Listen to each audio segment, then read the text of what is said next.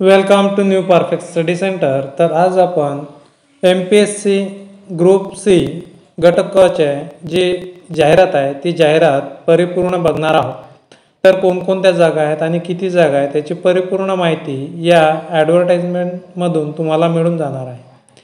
तर जाहिरात क्रमांक 124 महाराष्ट्र गट क सेवा संयुक्त पूर्व परीक्षा 2025 महाराष्ट्र शासनाच्या विविध विभागांतर्गत खालील संवर्गातील एकूण 938 पदांच्या भरतीकरिता महाराष्ट्र लोकसेवा आयोगामार्फत महाराष्ट्र गट क सेवा संयुक्त पूर्व परीक्षा 2025 रविवार दिनांक 4 जानेवारी 2026 रोजी महाराष्ट्रातील एकूण 37 जिल्हा केंद्रावर घेण्यात येईल. आता कोणकोणती पदे आहेत? उद्योग निरीक्षक, उद्योग ऊर्जा व कामगार विभाग. S13चं पेमेंट श्रेणी आहे रुपये 35,400 ते 1,12,400 अधिक महागाई भत्ता व नियमाप्रमाणे देय भत्ते. एकूण पदे आहेत 9. तांत्रिक सहाय्यक वित्त विभाग S10 29,200 ते 92,300 अधिक महागाई भत्ता व नियमाप्रमाणे देय इतर भत्ते. एकूण पदे आहेत 4. कर सहाय्यक वित्त विभाग S8 25,500 ते 81,100 अधिक महागाई भत्ता व नियमाप्रमाणे देय इतर भत्ते. एकूण पदे आहेत 73. लिपिक टंकलेखक मंत्रालयीन प्रशासकीय विभाग तसेच राज्य शासनाची महाराष्ट्रातील विविध कार्यालये S6 19,900 ते 63,200 अधिक महागाई भत्ता व नियमाप्रमाणे देय इतर भत्ते असे एकूण पदे आहेत 852. प्रस्तुत परीक्षेमधून भरावयाच्या विविध संवर्गातील सर्व पदांचा सविस्तर तपशील सोबतच्या परिशिष्ट 1 मध्ये नमूद केल्याप्रमाणे आहे. संयुक्त पूर्व परीक्षेच्या निकालाधारे मुख्य परीक्षेच्या प्रवेशासाठी पात्र ठरलेल्या उमेदवारांकरिता मुख्य परीक्षेचा दिनांक स्वतंत्रपणे जाहीर करण्यात येणार आहे. प्रस्तुत जाहिरातीमध्ये विविध केलेल्या अटी व शर्तीची पूर्तता करणाऱ्या उमेदवारांकडून आयोगाच्या ऑनलाईन अर्ज प्रणालीद्वारे अर्ज मागविण्यात येत आहेत. अर्ज सादर करण्याची प्रक्रिया कालावधी. तर अर्ज सादर करण्याचा कालावधी कधीपासून आहे? दिनांक 7 ऑक्टोबर 2025 रोजी 1 वाजतापासून दिनांक 27 ऑक्टोबर 2025 रोजी 12 वाजेपर्यंत. ऑनलाईन पद्धतीने विविध परीक्षा शुल्क भरण्याचा अंतिम दिनांक आहे 27 ऑक्टोबर 2025 रोजी 12 वाजेपर्यंत. भारतीय स्टेट बँकमध्ये चलनाद्वारे परीक्षा शुल्क भरण्यासाठी चलनाची प्रत घेण्याचा दिनांक आहे 29 ऑक्टोबर 2025 12 वाजेपर्यंत. चलनाद्वारे परीक्षा शुल्क बँकेमध्ये भरण्याचा अंतिम दिनांक आहे 30 ऑक्टोबर 2025 रोजी बँकेच्या कार्यालयीन वेळेमध्ये. तर आता आपण जे काही डेट आहे ते पाहिलेले आहेत आणि पदसंख्या आरक्षणासंदर्भात सर्वसाधारण तरतुदी याची जी काही तुम्हाला PDF आहे आपल्या टेलिग्राम चॅनलवरती तुम्हाला मिळून जाणार आहे. आणि आरक्षणासंदर्भातील हे संपूर्ण जे आहे ते वाचून घ्यायचं आहे. तुम्हाला जे इम्पॉर्टंट पॉईंट आहेत ते आपण याच्यामध्ये बघणार आहोत. नंतर आहे खेळाडू आरक्षण आहे, दिव्यांगांचं आरक्षण आहे, त्याचनंतर आहे दिव्यांग उमेदवार लेखनिक वगैरे जर पाहिजे असल्यास. नंतर अनाथांचं आरक्षण आहे, नंतर माजी सैनिक आरक्षण, प्रकल्पग्रस्तांचे आरक्षण, भूकंपग्रस्तांचे आरक्षण, पदवीधर अंशकालीन कर्मचारी यांच्याकरिता आरक्षण आहे. नंतर आहे वेतन श्रेणी आपण पाहिलेलीच आहे. 3-4 पोस्टला वेतन श्रेणी काय आहे. उद्योग निरीक्षणकरिता S13चा आहे, तांत्रिक सहाय्यक विमा संचालनालय S10चा आहे, कर सहाय्यक S8चा आहे, लिपिक टंकलेखक S6चा आहे. पात्रता काय आहे मग याच्यामध्ये? भारतीय नागरिकत्व असायला पाहिजे. वयोमर्यादा गणण्याचा जो दिनांक आहे 1 फेब्रुवारी 2026. आता वयोमर्यादा तुम्हाला माहीतच असेल तरी आपण पाहूया. किमान वयोमर्यादा आणि कमाल वयोमर्यादा. तर किमान वयोमर्यादा हे उद्योग निरीक्षक करिता 19, तांत्रिक सहाय्यक करिता 19, कर सहाय्यक करिता 18 आणि लिपिक टंकक लेखक करिता आहे 19. सर्वसाधारण महिला आता कमाल वयोमर्यादा खाली आहे तिथं दिलेले 38 पर्यंत आणि मागासवर्गीय अनाथ आर्थिक दुर्बल घटक 43 आणि दुसऱ्या पोस्टसाठी 38, 43, तिसऱ्या पोस्टसाठी 38, 43, लिपिक टंकलेखक करिता 38 ते 43. प्रावीण्यप्राप्त खेळाडू यांची पण त्यांनी वयोमर्यादा दिलेली आहे, ते तुम्ही पाहून घेऊ शकता. आता अर्हता काय लागणार आहे?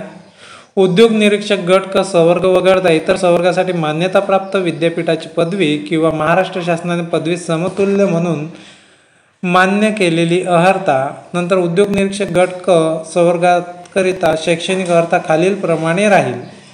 तर त्यांच्याकरिता आहे संविधानिक विद्यापीठाच्या अभियांत्रिकीमधील स्थापत्य अभियांत्रिकी तसेच स्थापत्य अभियांत्रिकीमधील विषयाच्या गटाशी संलग्न म्हणजे सिव्हिल इंजिनिअरिंग असणे अत्यावश्यक आहे. तंत्रज्ञानामधील किमान पदविका असणे अत्यावश्यक आहे किंवा तुमचं त्याला आपण म्हणतो पॉलिटेक्निक झालेलं अत्यावश्यक आहे. पदवीच्या शेवटच्या वर्षाच्या परीक्षेत बसलेले उमेदवार पूर्व परीक्षेच्या प्रवेशासाठी पात्र असणार आहेत. म्हणजेच ॲपियर यांनी गृहीत धरलेले आहेत. आंतरवासिता किंवा कार्यशाळेतील प्रत्यक्ष कामाचा अनुभव आवश्यक असणार आहे. मराठीची भाषेचे ज्ञान असणे अत्यावश्यक आहे. टंकलेखनाची अर्हता कर सहाय्यक व लिपिक टंकलेखक संवर्गातील उपरोक्त शैक्षणिक अर्हतेसोबत खालीलप्रमाणे टंकलेखन अर्हता असणे आवश्यक आहे. मराठी टंकलेखनाचा वेग किमान 30 शब्द प्रति मिनिट आणि इंग्रजी टंकलेखनाचा वेग किमान 40 शब्द प्रति मिनिट. या अर्हतेचे शासकीय वाणिज्य प्रमाणपत्र परीक्षा उत्तीर्ण असायला पाहिजे.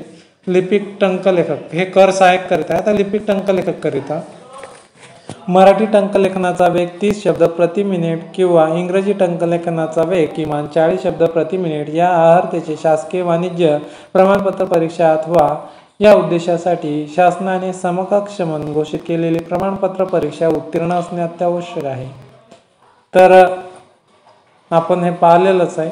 अर्हता पात्रता गणण्याचा दिनांक. तर मुख्य परीक्षेकरिता अर्ज स्वीकारण्यासाठी विविध अंतिम दिनांकापर्यंत त्यापूर्वी विविध शैक्षणिक अर्हता धारण केलेली असणे अनिवार्य आहे. शासकीय वाणिज्य परीक्षा मंडळाची विविध टंकलेखन अर्हता आयोगाकडून निश्चित करण्यात येणाऱ्या विशिष्ट दिनांकास अथवा त्यापूर्वी धारण करणे अनिवार्य आहे.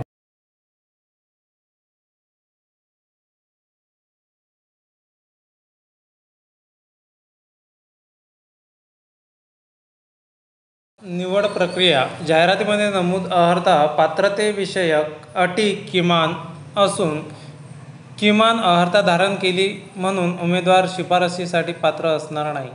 सेवा भरतीची संपूर्ण प्रक्रिया खालील सेवा प्रवेश नियम अथवा तदनंतर शासनाकडून वेळोवेळी करण्यात येणाऱ्या सुधारणा तसेच आयोगाकडून वेळोवेळी सुधारण्यात येणाऱ्या कार्यनियमावली तरतुदीची राबवण्यात येईल.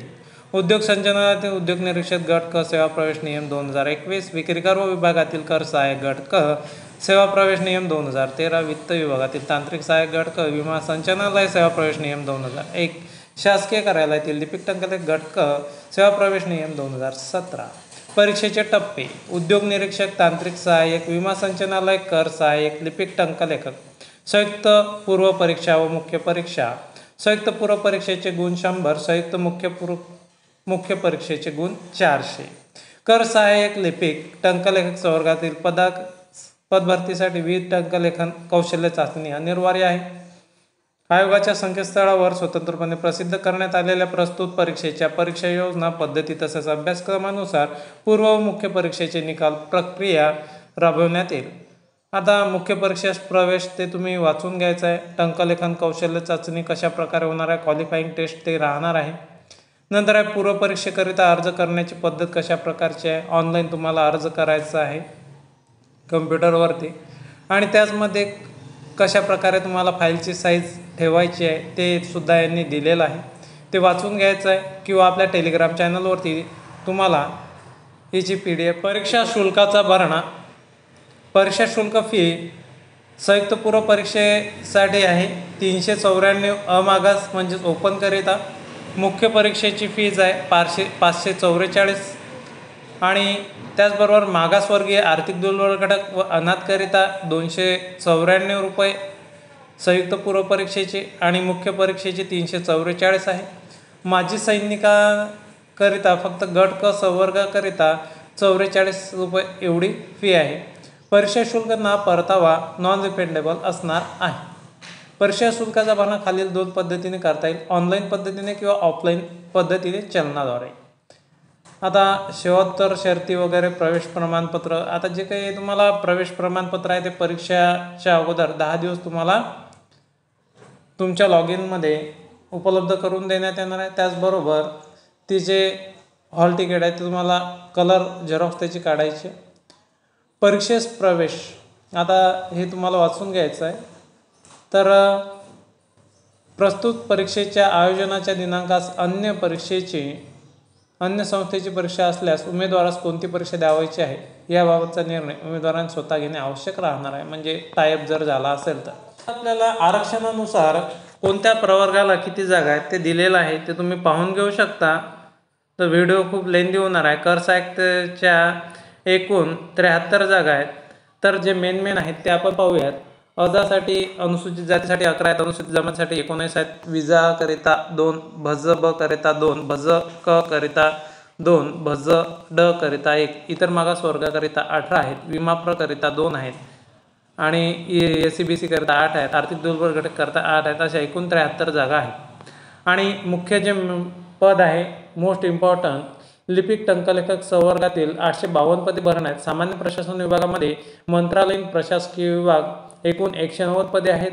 तर त्यांची पदसंख्या अनुसूचित जातीकरिता 18 आहे, अनुसूचित जमातीकरिता 17, आता ते तुम्ही मधले पाहून घेऊ शकता। इतर मागासवर्गाकरिता 36 आहेत आणि SCBC 19 आहे, आर्थिक दुर्बल घटक 19 आहे आणि एकूण आरक्षित पदे आहेत 131 आणि अराखीव पदे आहेत 59, एकूण पदे आहेत 190।